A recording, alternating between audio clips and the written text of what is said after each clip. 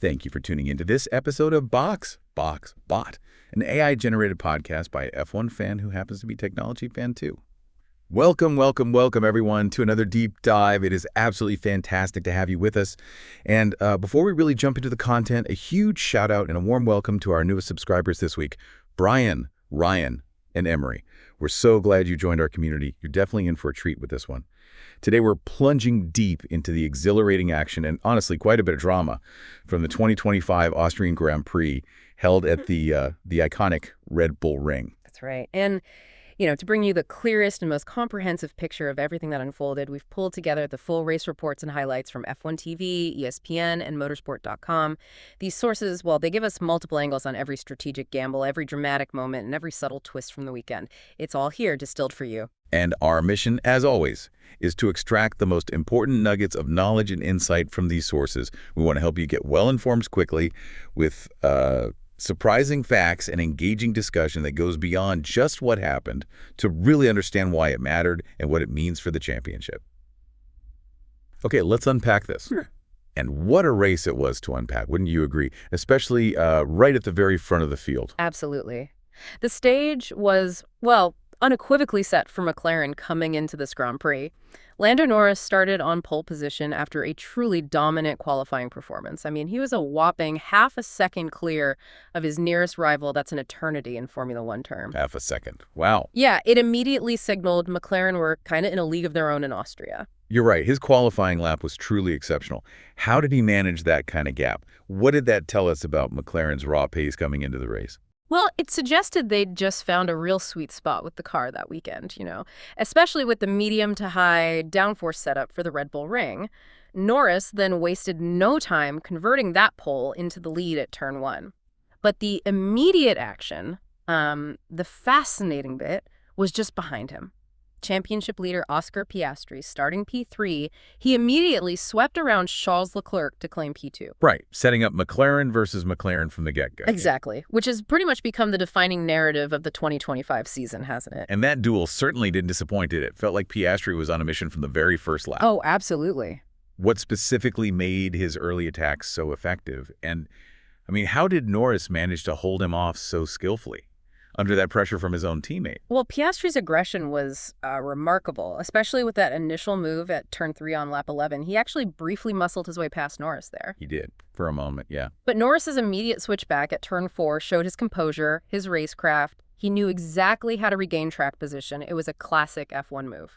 Textbook switchback. Yeah, almost daring Piastri to try again. It really set the tone for the entire race, showcasing both drivers' incredible talent and, their absolute commitment. It truly was a thrilling display of intra-team racing. And then there was that particularly close call, wasn't there, lap 20? Oh, yes. Where Piastri had what was described as a perilously close moment at turn 4, locking up, almost running into Norris's rear. I mean, I imagine that was a heart-and-mouth moment, not just for Piastri, but for the whole pit wall. Oh, for sure. It speaks volumes about the incredible pressure they're under. After that turn 4 maneuver, the pit wall actually gave Piastri some feedback, calling it too marginal. Right, a gentle reminder. It wasn't just a warning, it was a real-time reminder of that delicate balance the team has to strike. They want them to race hard, but they absolutely cannot afford a collision, especially when they're so dominant. Piastri then tried to go longer on his starting set of tires, clearly aiming for that later advantage with fresher rubber, a strategic countermove. That strategic tension really came to a head during the pit stop phase then. Norris was called in first. Yep, Norris first. Then Piastri followed a lap later. And while Piastri gained some pace in free air before his stop, the pit stops themselves were crucial. Piastri had a slightly slower stop. Yeah, just fractionally. 3.4 seconds compared to Norris's 3.1. So even a few tenths matters massively, right? What was the overall impact? You're absolutely right. Every tenth counts. That slight delay for Piastri, combined with Norris's clean stop, meant Norris emerged with a pretty commanding 5.5 second lead initially. 5.5 seconds, okay. Yeah, it effectively nullified some of Piastri's earlier gains and put the ball firmly back in Norris's court. Despite that deficit, though, Piastri just kept pushing, didn't he? Tirelessly reducing the gap. He did. But his efforts were hampered by traffic, including that, bizarre incident where Franco Colapinto wildly cut back across the track and forced Piastri onto the grass while being lapped. Oh, that was, incredibly frustrating for Piastri, I'd imagine. It just highlights how even backmarkers can inadvertently influence a championship battle. Right, when you're chasing down your teammate for the win. Exactly.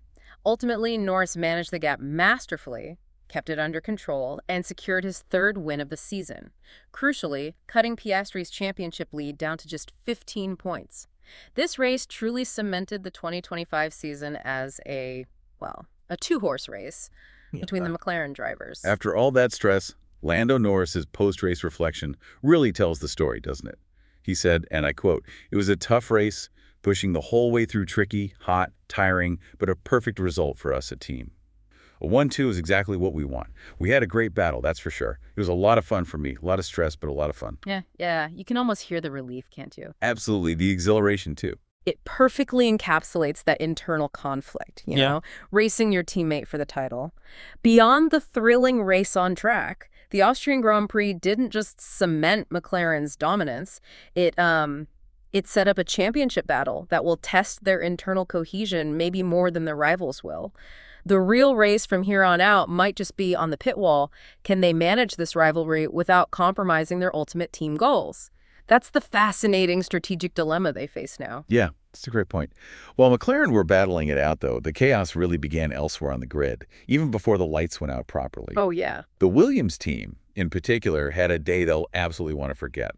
The race faced a 10-minute delay right at the start because Carlos Sainz's Williams got stuck on the grid on the formation lap. He reported over the radio, "The car is stuck in first gear." You couldn't make it up. And then, unbelievably, his car overheated and caught fire in the pit lane.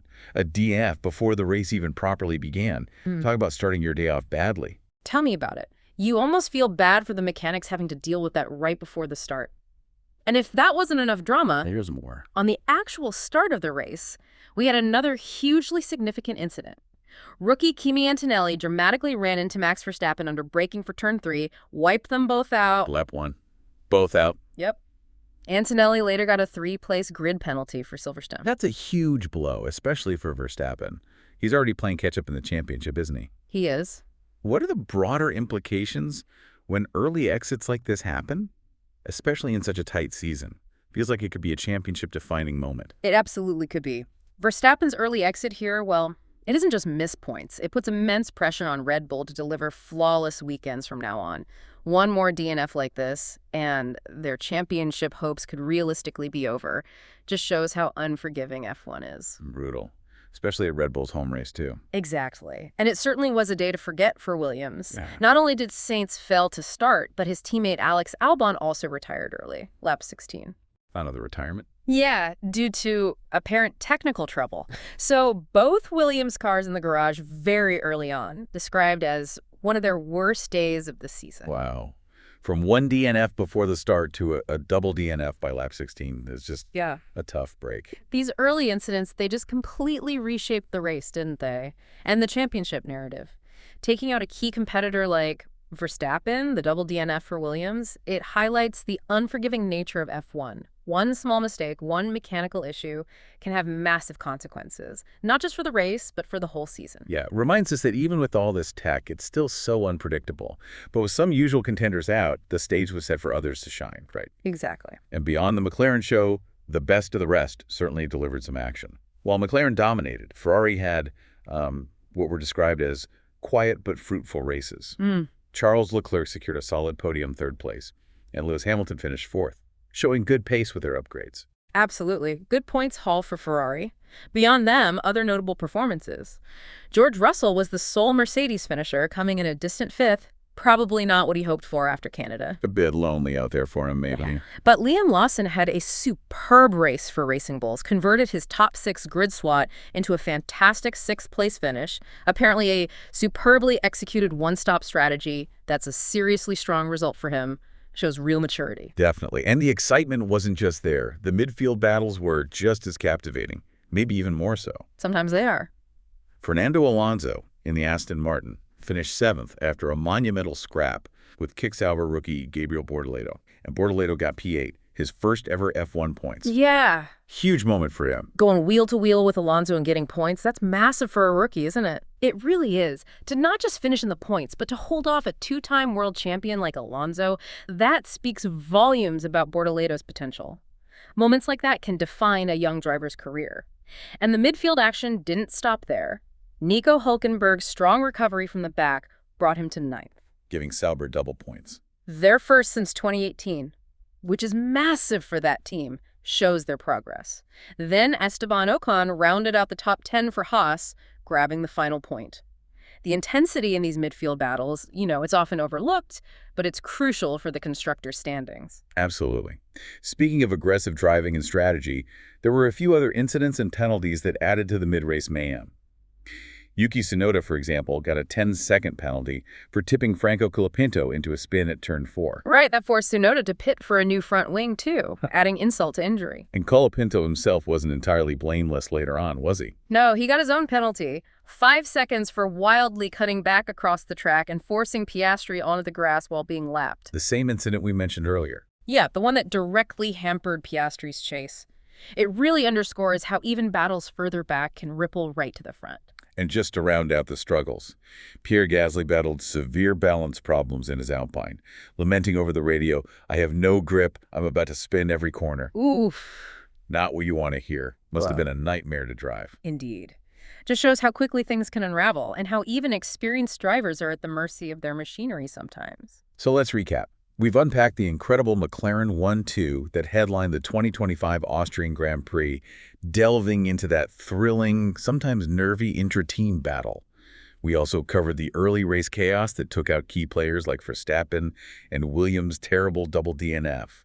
And we highlighted the standout performances from the rest of the field, especially those scrapping it out in the fierce midfield. Yeah, and this race really highlighted that fine line between aggressive racing and maintaining team harmony, didn't it? Especially when two teammates are fighting tooth and nail for a championship, like Norris and Piastri clearly are. It raises an important question for you, the listener, to think about. How does a team manage such a fierce rivalry without compromising their ultimate goals? Like constructor points or avoiding car damage, risking a double DNF. It's a really delicate balance for McLaren moving forward. Their ability to navigate this internal pressure could be the real decider for the rest of the season. We will catch you on the next episode of Box Bot. I guess you made it this far, so now would be a great time to like and subscribe. That's it for now. We will see you on the next one.